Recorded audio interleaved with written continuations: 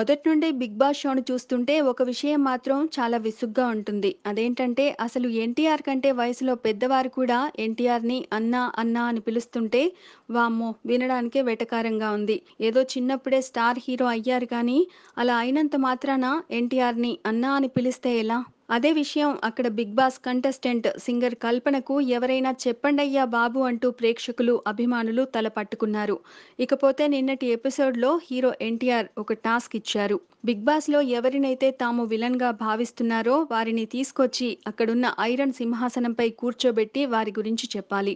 దాదాపు అందరూ కలిసి సింగర్ కల్పనను కూర్చోబెట్టేశారు.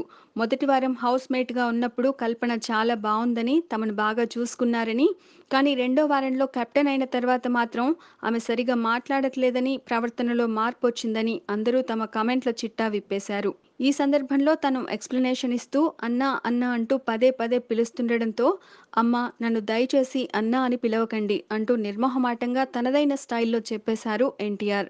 అందుకు ఆమె స్పందిస్తూ అయితే తారక్ గారు అని పిలుస్తా అని చెప్పింది. ఏదేమైనా కూడా కల్పన గారు అన్నా అని పిలవడం ఆపేస్తే ఖచ్చితంగా 'big boss' and NTR fans అందరూ హ్యాపీగా ఫీల్ అవుతారు. లేకపోతే ఆవిడ ఎన్టీఆర్‌ను అన్నా అని పిలవడం ఏంటి? తమ్ముడు అని పిలిచినా హ్యాపీగా ఫీల్ అయ్యేవారు జనాలు. Please subscribe. Hi, it's me Purna. Please subscribe.